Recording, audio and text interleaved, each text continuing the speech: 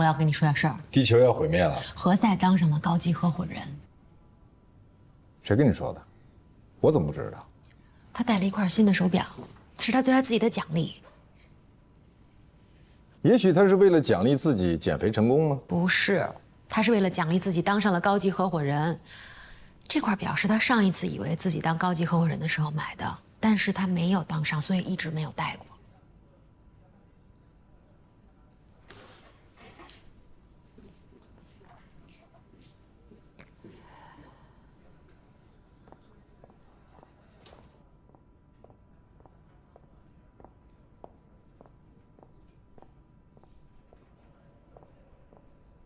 我真的是什么都没做，我不知道那个女孩是谁，我没她的电话，在这之前我没见过她，在这之后也没见过她。那天晚上只有我们3个人。是的。后来我走了，您没有走。我现在怀疑啊，我喝那杯东西里边肯定放了什么东西，我喝了就睡着了，我真的什么都没做。您什么都不知道，为什么坚称自己什么都没有做呢？如果啊，我说的如果他认为我做了什么，他可以告我是吧？他可以到公安局去告我，他到你这儿来投诉，让你出钱了事，这算什么？这叫讹诈。如果他跟你我要钱，算讹诈。事实是我为了保护您还有咱们律所的声誉，主动提出的。别，我不同意。好，那您就去报警，你就跟他们说是一个您连名字都不知道的姑娘给您下了药，看警察信不信你说的话。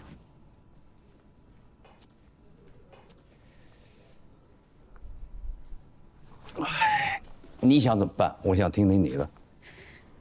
我只是一个合理的建议，应该对我们大家都好。您最近体检出来一些问题，你怎么知道的？您去询问的那个医生恰好跟我也很熟，所以你可以堂而皇之的以身体缘故、健康原因为理由。即便是我因为身体的缘故当不了这个执行合伙人，我也会把这个职位留给除了你之外的任何人。你是说罗宾？如果你特别想当这个执行合伙人，我同意。我同意你自立门户，你想带走谁就带走谁，只要他愿意跟你走。我哪都不去。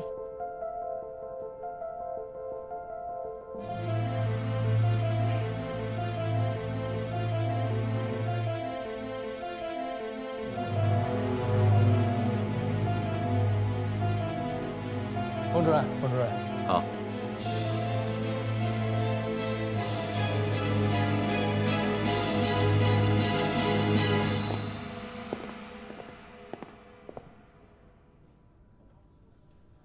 您这是打草惊蛇，我这是明人不做暗事。达成共识了？没有。那是因为他认定自己胜券在握。胜券？他手里哪张牌写着必胜啊？那张牌的名字叫何塞，他许诺给何塞高级合伙人。真无耻。然后在下一次的高级合伙人会议上，他会要求大家重新选票投举新的执行合伙人，理由是您干了见不得人的事儿，不再适合领导我们。他不会得逞的。律所好像应该发奖金了。我不会用钱来收买人心。现在不是比谁更高尚的时候。如果我为了拉拢何塞给他多发奖金，那赵旭呢？文昭呢？还有王琦，你会让我更快的失去人心。那或许您可以学学顾杰。你读读律所的章程好不好？拜托。我读过，律所章程明文规定，成为高级合伙人，一个必须满足的条件，就是要得到原有合伙人的同意。创始合伙人是个例外，他有并且只有一次行使特权的机会，就是直接晋升一位新的高级合伙人。既然这样，我成为高级合伙人，不需要顾杰同意，对吧？我放弃了这个特权。所以你使用了威胁？不是威胁，是暗示。暗示他可能发生过重大的错误，可以被除名。所以这一次，他算是以牙还牙。但是我并没有做什么错事，他威胁不了我。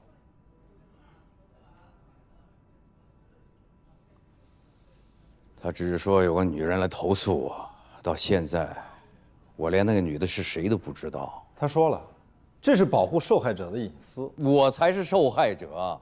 可如果顾杰真的发起重新投票，选择新的执行合伙人呢？不会有人支持他。不会吗？他为什么突然对何塞封官许愿？他在拉票。我不会为了拉票来做违背自己意愿的事儿。我怀疑现在律所，大部分人都知道了，而且顾杰在四处散播，一般人只会宁肯信其有，这对你非常不利。什么叫宁肯信其有？如果你个女的跑到我这儿来投诉你，我不问青红皂白的宁肯信其有，你接受吗？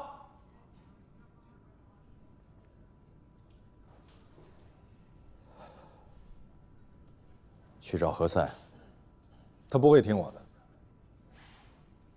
他会的。所以我为了奖励我自己，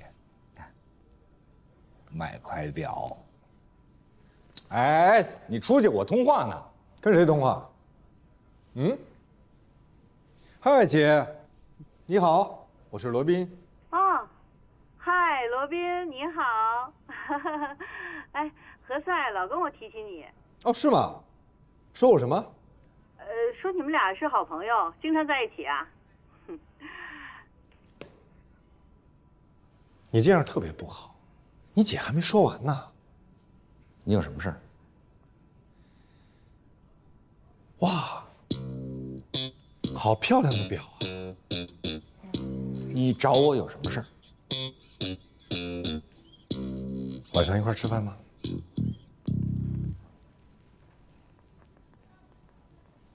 你有事儿求我？是祝贺你成为了高级合伙人。怎么了？害羞了？有好事儿就要拿出来跟大家一起分享。这事儿还没宣布呢。可是大家都已经知道了，怎么会呢？因为你喜形于色。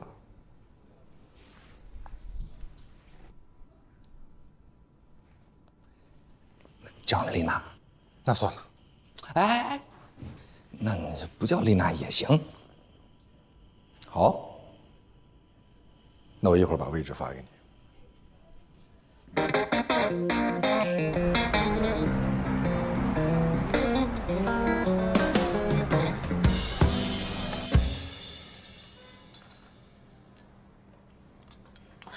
发生什么事儿了？没什么，我换律师了。为什么呢？为什么？我到现在连罗宾面都没见到。是这样的，我不管是什么样，我跟你解释一下啊。一般呢都是助理先开始我不接受。那行，我现在就给罗宾老师打电话。不用，真的不用了。苗总，不是这个事儿，我不是针对你，你知道吧？我不想为难你。那到底是什么原因呢？我现在已经在到处帮您找证据了。是我听说了，你还找了对方的那个刘军家的阿姨，但是人家提出来说要一些赔偿的时候，你们却拒绝了。关于这个问题，我想我应该可以跟您解释一下。我现在呀找的这家呢，跟法院有关系。您千万不要去相信那些什么乱七八糟的话。不管再怎么有关系，打官司打的可是证据。不是你们律所发生那么大事儿，你不会不知道吧？什么事儿啊？那意思罗宾现在忙什么，你也不清楚。我一直在忙着您的案子呢，我不知道您指的是什么。你们律所主任封印，借着这个什么公益律师的这种名头，然后去占穷女孩的便宜，估计罗宾现在在帮他拼这事儿吧。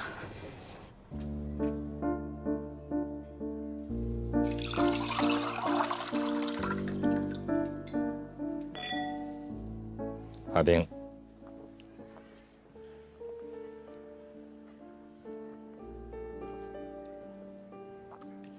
这餐厅不错呀，你常来？来过2次。跟丽娜一起来？不愿意回答就算了。没有不愿意回答。那你跟谁来的？你为什么对这个问题感兴趣？因为我回忆了一下，你这是头一次请我吃饭，而且就咱们俩，还在这么一个环境里。你觉得我心怀鬼胎，想问为什么，但又不好意思直接问，所以就先问我跟谁来这儿吃过。我是想推理出你请我吃饭的动机。那如果我跟你说我以前跟丽娜来这儿吃过呢？真的？就你们俩？为什么？这个问题我们能不能以后再聊？好吧，那以后是什么时候？就是说我认为可以跟你聊的时候。那你为什么觉得现在不可以跟我聊呢？因为我不喜欢同事之间聊私事儿，这样很容易会变成办公室八卦。那也就是说，你今天来请我吃饭是要跟我聊公事，但是公事为什么不在办公室里聊呢？你让我猜猜，你是要跟我聊封印的事？何塞，你我跟封印认识都不是一天两天了，他是一个什么样的人，你我都清楚。有很多杀人犯，在没有破案的时候，他的邻居都会一直以为他是一个好人，坏人脑门上没有刻字儿。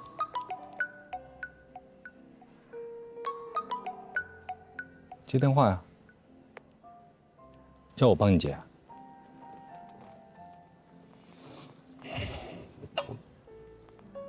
谢谢。Thank you。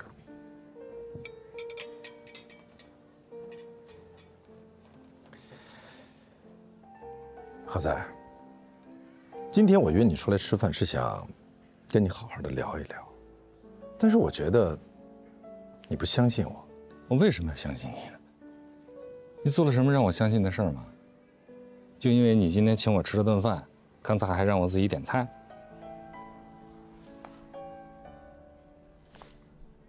你想利用我？我没有想利用你，我只是想跟你说，封印突然被人投诉，这很蹊跷，而且在事情没有搞清楚之前就搞逼宫，逼他辞职，我觉得不妥当。你请我吃这顿饭，就是想要让我站在你跟封印这边。你可以不站在我们这一边，但你至少不应该站在顾杰那边。好啊，那我可以站在你这一边，但是你得说服我。我为什么不应该去相信顾杰？我为什么要相信你们？来吧，你说服我吧。我们至少比顾杰光明正大。光明正大的蔑视我？没有。没有吗？没有。没有。那我问你，到底是我最珍贵的财产，还是你最珍贵的财产？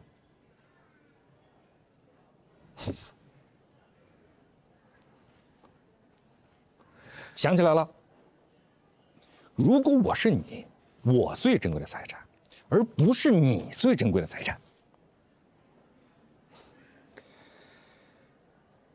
我当时只是跟你开个玩笑。你当时只是跟我开个玩笑，那你为什么不跟封印去开这么玩笑呢？你为什么挑中我？你能不能小点声？这是在餐厅。OK。如果你不喜欢，以后我不跟你开玩笑，也可以为之前跟你开过的玩笑，所有玩笑，让你不喜欢的，向你道歉。你姿态放得好低呀，有吗？这让我越发的相信封印是有把柄掌握在顾杰手里的，所以你们连我都要来争取。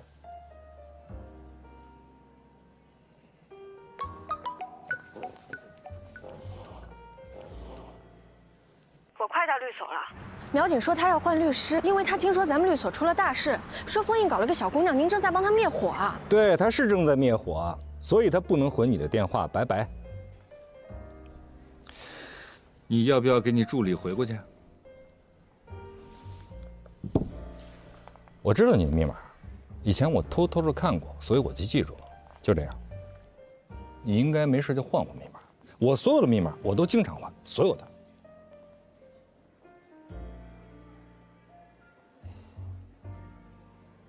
好奇怪。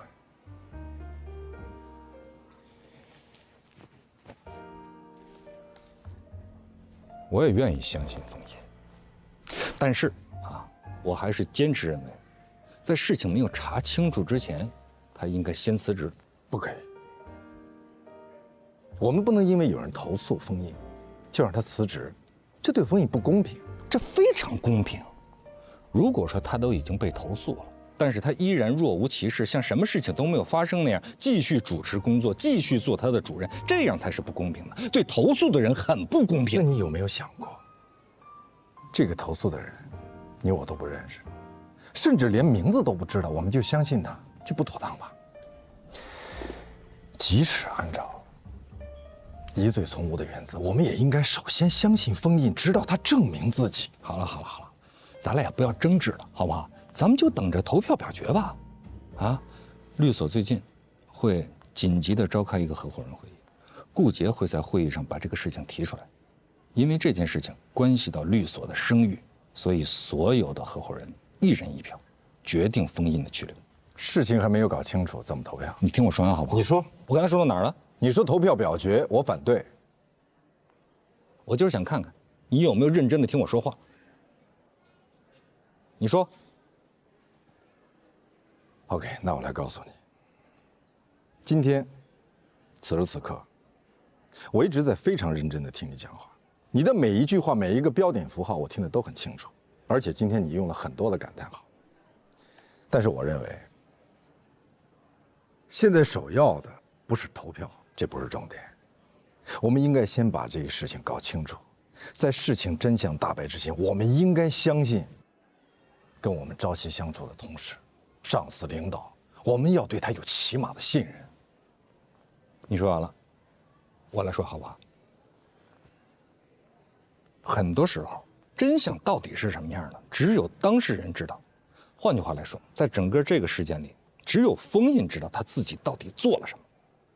如果他不想让更多的人知道他到底做了什么，那么最好现在找到一个稳妥的、体面的方式，赶紧回家。你放心。顾杰也会保全他的脸面，这样我们就不用投票了啊！我们也不会知道封印他到底做了什么。不可能，他已经跟我指天发誓过，他从来没有做过任何有悖公序良俗的事情。好，那我们就看看到底有多少人相信他的发誓。这是顾杰在故意当众羞辱他，那他就应该站出来证明自己的清白。那如果说有人投诉你强暴过一个女孩，请问你怎么证明自己没有强暴？我每天都回家，我每天都回家自己睡觉。我们家门口就有监控视频。如果他说我强暴他，他必须准确地说出时间和地点。但是，我会非常精确地告诉他，在那个时间点我在什么地方跟什么人在一起。我跟任何女人都不会私下单独相处。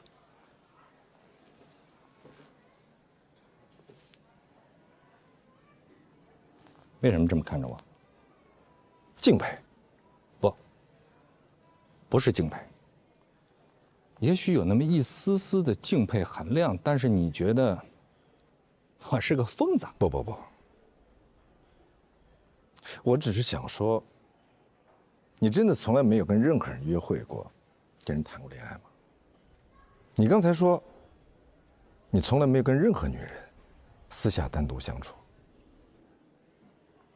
我是一个洁身自好的人，我和任何女人相处都会选择在一个公共场所，并且9点钟之前一定要离开。如果必须过9点钟，那我会选择有其他人员在场。君子不立于危墙之下。你把女人当作危墙，有些女人不只是危墙，还是洪水猛兽。那如果一个男人遇到一个洪水猛兽，我们是应该同情他，还是应该拍手称快？洪水猛兽为什么去找封印，不找你我呢？你这是典型的责备受害人思维，就像人贩子拐卖儿童，你不去谴责人贩子，反而去责备丢失孩子的家长，为什么没有看好自己的孩子是吗？对啊，就是都有责任啊！你这是抬杠，那你反驳我呀？你反驳我呀？你反驳我啊？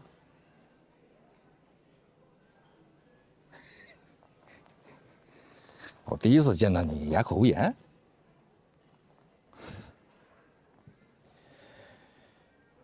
富兰克林说过一句话：争辩是一个非常不好的习惯，让人心生厌恶，甚至树敌。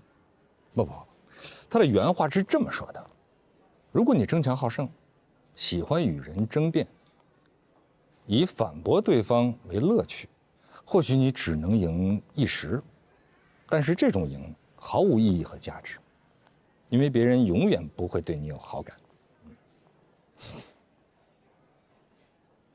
我很棒吧？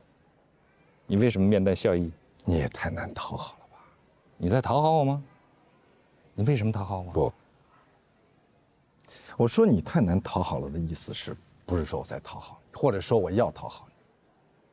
我只是在感慨，你为什么没有朋友？你朋友也不多。那是因为我对朋友的标准要求非常高，宁缺毋滥。我也是。宁缺毋滥呗。好，那就都宁缺着好了。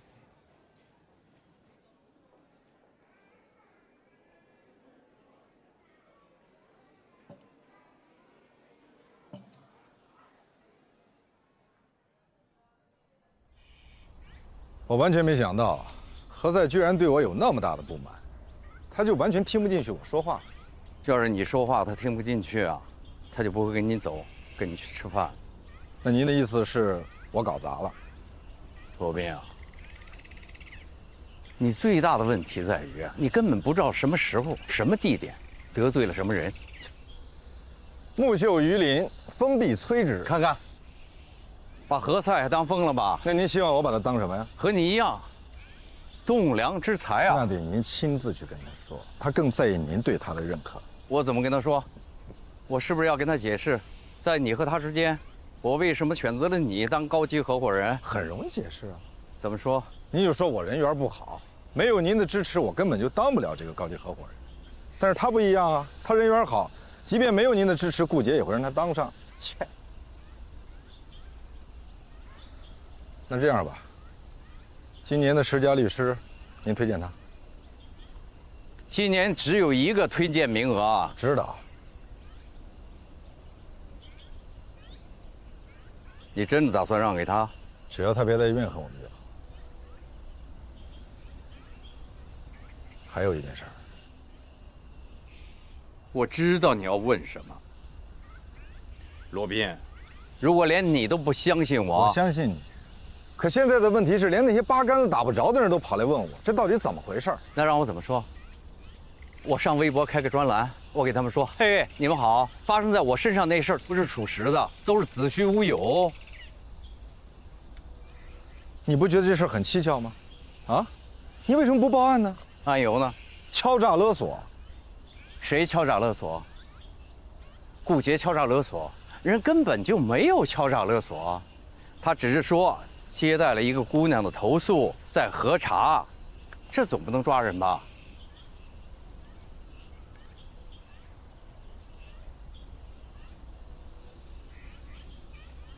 您再好好回忆回忆。我再给你重申一遍，我当时喝酒喝得断片了，我醒来之后我不知道在什么地方。那当时为什么不报案呢？怎么报案？啊，我总不至于打个110说，哎，我跟朋友到另外一个朋友家去喝酒喝断片了，我现在醒过来了，家里一个人都没有，这怎么报案啊？所以您就没有做出任何反应，拿着自己的东西就走了。你还是不相信？我信。但是您觉得别人会信吗？我就不明白，您当时难道就没有怀疑？你怎么就稀里糊涂的躺在了一张床上，而且还是别人家的床？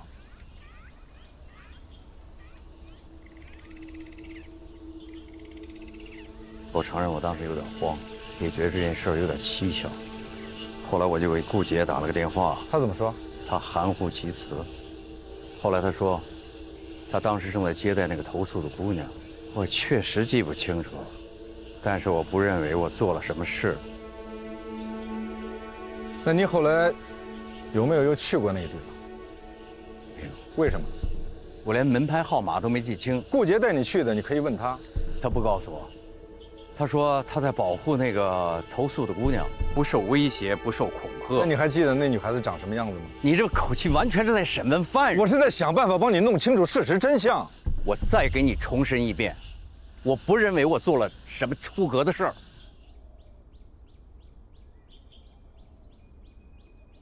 封印肯定不会承认，打死都不会承认。是我也不认。那万一人家真的把证据拿出来了呢？你傻呀啊！自己承认犯罪那叫自首，自首最多了就是从宽处理。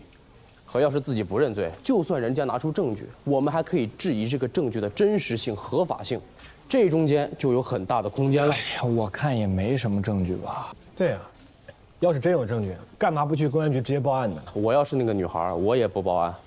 法律事实跟事实真相那是两回事儿。万一封印倒打一耙耍无赖啊，告那个女孩敲诈勒索怎么办？哎，黛西，如果你是那个女孩，你会去报案吗？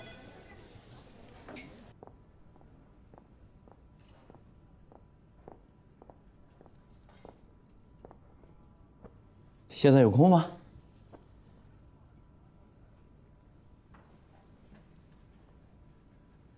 您过去跟我说话从来都是开门见山，从来没问我有空没空。有句话，人的脾气要和自己的本事相匹配。还有句话，人的品德应该和他的地位待遇相匹配。其实没有顾杰，你可以跻身高级合伙人。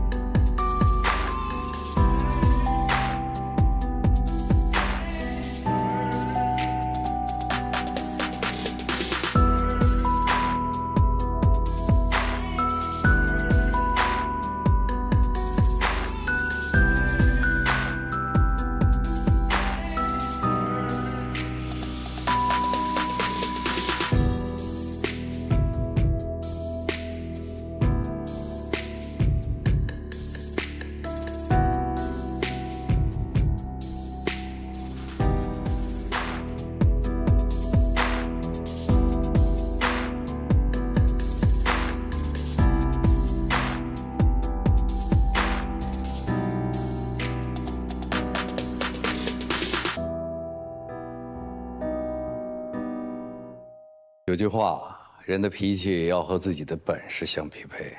还有句话，人的品德应该和他的地位待遇相匹配。其实没有顾杰，你可以跻身高级合伙人。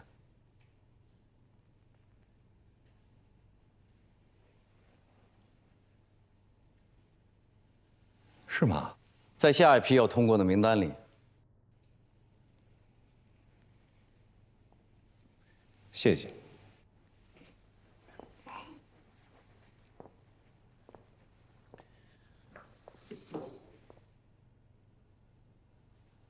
当初和顾杰创立了这家律师事务所。你们都是创始合伙人，创始合伙人之间有分歧、有矛盾，很正常。再说我也喜欢挑战，但是我业务那些小动作，拉个帮啊，结个派啊。你跟罗宾一直都是一派的。我批评他的时候你不在场。我们还是开诚布公吧。您跟我说这些话，无非就是想让我站在您这一边。我是希望获得你的支持，并且消除我们之间的分歧。如果你有什么疑虑，我愿意回答你。您还是到合伙人会议上去回答所有人吧。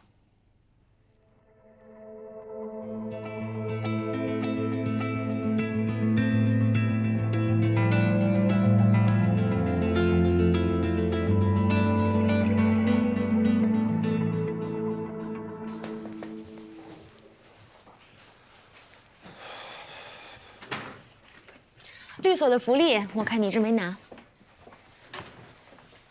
你不会是专门来给我送橄榄油的吧？顾杰一直在找所里各种合伙人谈话。你的意思是，我也应该干同样的事儿？我的意思是，你现在下手有点晚了。找到那个女孩是谁了吗？喏，这里是那天晚上所有嘉宾的名单。这相当于大海捞针。顾杰可能会接手苗锦的案子。做梦吧他！是苗锦自己要求的。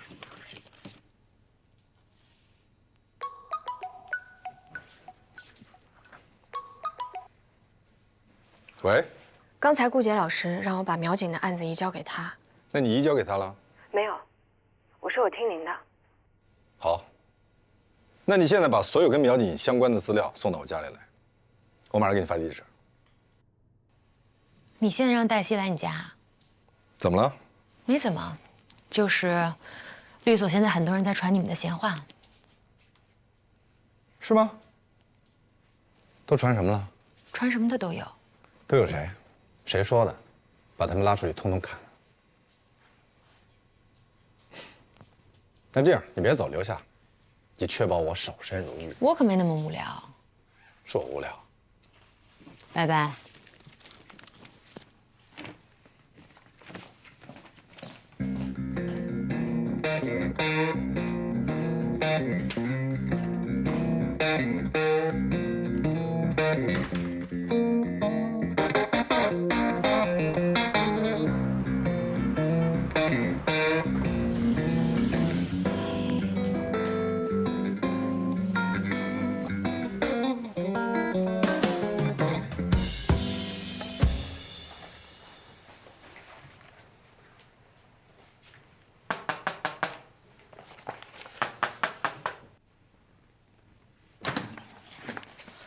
罗老师好，所有重要的地方我都已经贴好标签了。好，早点回去吧。还有什么事儿吗？大家都在说您在给封主任铲事儿啊。你怎么这么八卦？我没有八卦，是大家都在说。这跟你有什么关系呢？可是跟您有关系啊。您别生气啊，我就是有点担心你。担心我什么？您不应该这么做。你都不知道我在做什么，凭什么说我不应该这么做？所有的人都知道您无心业务，把客户丢在一边儿。我是把客户丢给了你，而你的名字不叫一边儿。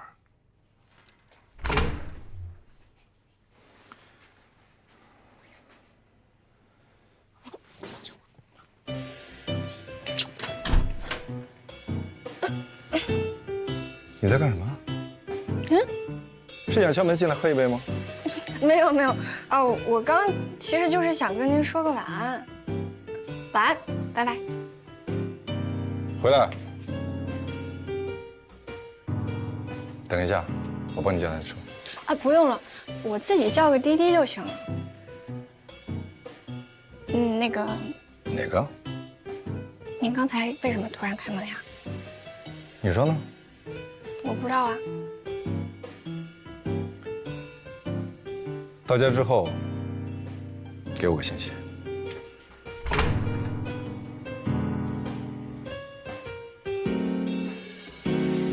行，我看也没啥问题。那我明天去律所找您签合同吧。明天一天我都在，随时来。哎，那个我能不能找罗律师把费用退了再去找您签呀？走正常程序。哎，太好了。那我就先告辞了。哎，合作愉快。明天见，明天见。哎。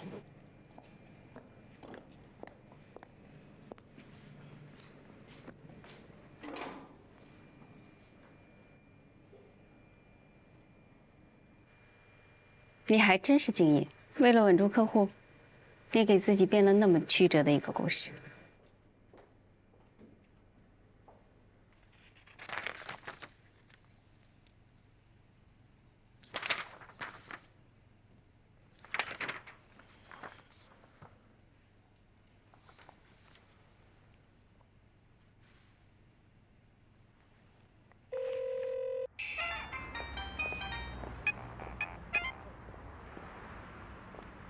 喂，罗宾老师，你到家了吗？我刚去了苗苗奶茶，我看到顾杰老师和苗景在一起。好，我知道了。时间不早了，早点回去吧，注意安全。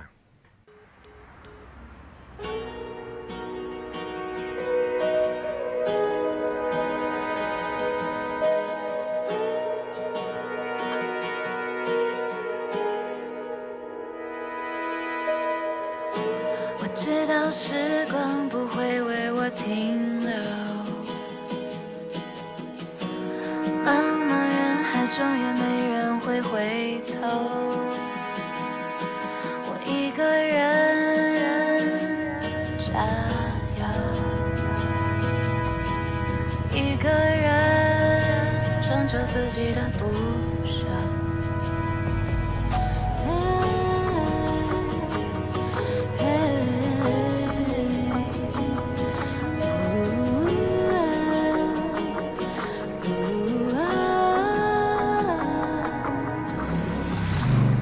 这世界上啊，有这么几种人。第一种人呢，聪明而且勤奋。我眼前就有这么一人，但是过得累。第二种人啊，聪明但是懒惰，就像我这样。第三种人呢，愚蠢，但是勤奋。这种人最可怕，给他一条道，他就跑到黑，错误全都是这么犯的。啊，行，过来，那你亲我一下，我。回头再说啊。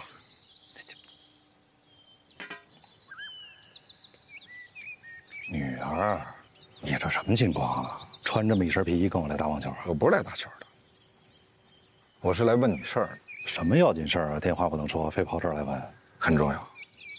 说，你原本不是要投苗苗奶茶吗？怎么突然间又不投了呢？你怎么忽然关心起这事儿来了？跟你有关系啊？他是我们的客户，那不方便告诉你。咱是不是朋友？是不是哥们儿？是。那你告诉我为什么？怎么说不投就不投了呢？你别忘了，你欠我一大人情。这么大一人情，你就让我还在这么小一事上？你认为小，我不认为。刘军专门给我打了电话，让我别投。为什么？刘军那人你懂？我不懂。他说女孩不太懂事儿。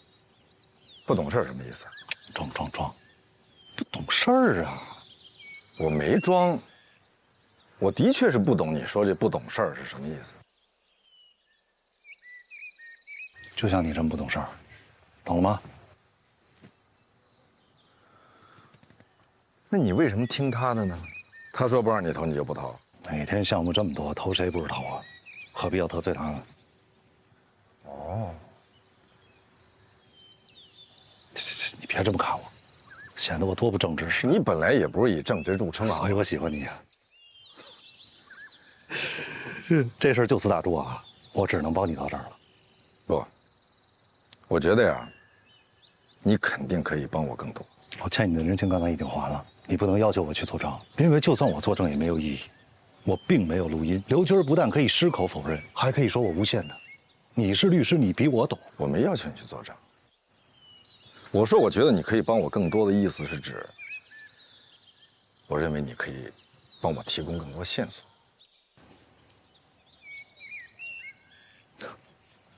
算你又欠我一人情吗？行，没问题。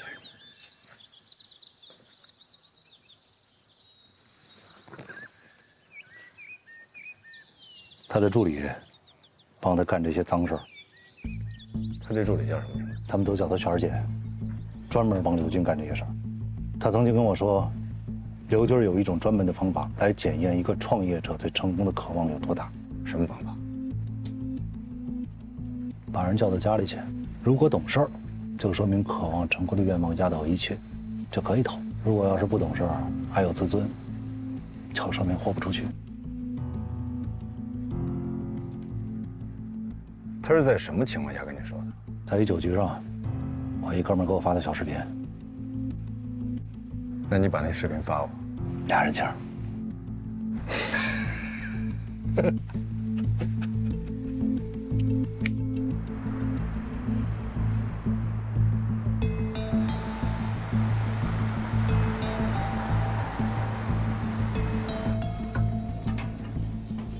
人在哪儿？会议室说你不敬业，要跟咱们退费，何塞正在处理。根据《中华人民共和国律师法》委托人的确是可以拒绝，已委托的律师为其进行代理，同时可以另行委托律师做他的代理人。既然这样，那就赶紧退钱，咱们最好都别浪费时间。不，我的意思呢，您再好好的考虑考虑。我们这位黛西小姑娘为您的案子已经做了大量的前期工作，还有罗宾律师他是非常敬业的，而且他有丰富的这个职业经验。我好个什么呀？我到现在连罗宾人都没见过。苗女士你好，我是罗宾。你为什么不跟我们说一说你跟璇姐之间的事儿呢？当天晚上是这个璇姐主动给你打的电话，说她好不容易约到了她的大老板刘军，并且亲自带着司机拉着你去了刘军家，然后她让你自己先上楼，说自己要先打个电话。随后隔了一段时间，你就面红耳赤的下楼，也是她送你回的家。在路上，你跟她讲发生了什么，她一面义愤填膺，一面告诉你一定会给你一个说法，但是让你不要声张。1个星期之后，你发现原来对你感兴趣的投资人都对你冷淡了，并且圈子里面流传了很多不利于你的流言，于是你就在微博上开战。但是你一直在保护这个璇姐，没有把她牵扯进来，是这样吧？不是，我想问一下，你是怎么知道这些的？我恰巧做了一些调查。那个，是这样的。我不想为难璇姐，因为这个事情要是把她牵扯进去，她老板就会把她开除。她现在还有房贷，孩子还要上学。你就真的一点都没有怀疑过她吗？她是我好朋友，是她把我介绍给刘军的，我为什么要怀疑她呢？如果她是你的好朋友，她就应该为你作证，至少这件事情她跟我解释过了。当时她不在现场，她在楼下什么都没有看到。所以他的说辞，法庭上根本就不会采信，什么？法庭会不会采信是一回事儿，他有没有说出他认识的刘军是一个什么样的人，并且当天晚上发生了什么，这是另外一回事儿。我说过了，我不想牵扯他。那好，那请你先看看这个。我们老板投资有一条很重要的原则，就是看你是不是能对成功、对金钱有一种压倒性的渴望。你可以为之付出很多在常人眼里很重要的东西，比如脸面呀、自尊啊。好多女的，就是关键的时刻犹豫不决，功亏一篑。你说，如果你连这都不能付出，你还能干成什么呀？妹妹说得好，来，大哥，总总，来敬妹妹一个，来。